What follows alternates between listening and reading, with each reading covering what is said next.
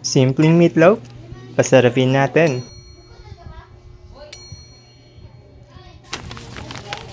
Kailangan lang natin ng isang latang meatloaf. Argentina, baka naman.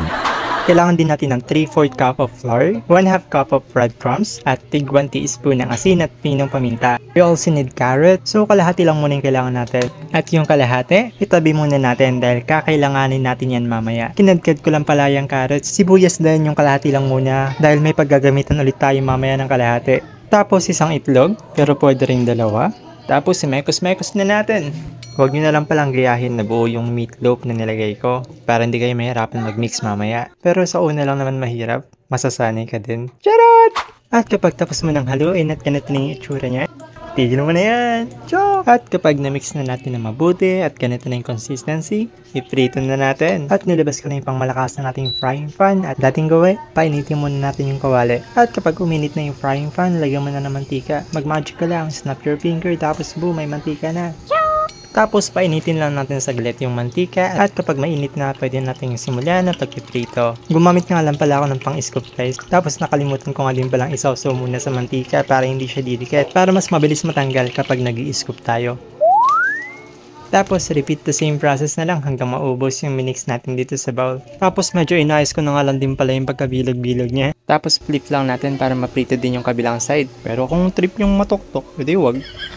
Hintayin na lang natin na maluto yung kabilang side. Tapos serve na natin. Hey, mukha namang masarap. Tapos syempre titikman na natin yun.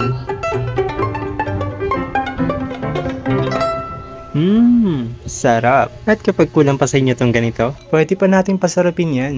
We need bell pepper, carrots at sibuyas. Tapos i-slice lang natin kung anong trip natin kahit. Tapos guys, may nakalimutan nga pala ako nakasama dapat nito, which is yung pineapple tidbits. Pero naalala ko lang siya nung nakauwi na ako. Lagyan nyo na lang yun sa inyo kapag gusto nyo din itry ito. At para naman sa sauce natin guys, tig 5 tablespoon din ng ketchup at hot sauce, 1/2 cup ng tubig, 1 tablespoon of sugar, 1 teaspoon of salt, at 1 teaspoon din ng pinong paminta, at 1 tablespoon ng vinegar. Tapos mekos-mekos lang natin hanggang ma-dissolve yung mga nilagyan natin tulad ng sugar at salt. Tapos set aside lang muna natin. At ngayon naman, isaute lang natin or prito yung mga gulay, yung mga veggies, itong sibuyas, bell pepper at carrots. Stir fry lang natin itong mga par. Halo-haloin lang hanggang maging ganito yung itsura niya. At kapag okay na, ilagay na natin yung pinrito nating meatloaf balls. Haluin lang natin saglit. Tapos isunod na rin natin yung ginawa nating sauce mixture. By the way guys, optional nga lang pala yung hot sauce na nilagay natin. Pwede nyo naman baguhin yung ratio kung ayaw nyo nang masyadong maanghang. Pakuluan lang natin to saglit. Tapos haluin lang ulit natin. Tapos i-flip kada meatloaf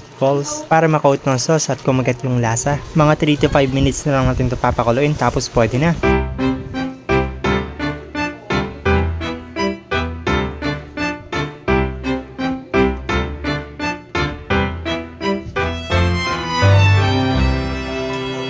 Ang sarap nito guys. Try nyo na din. Follow or subscribe for more. Push!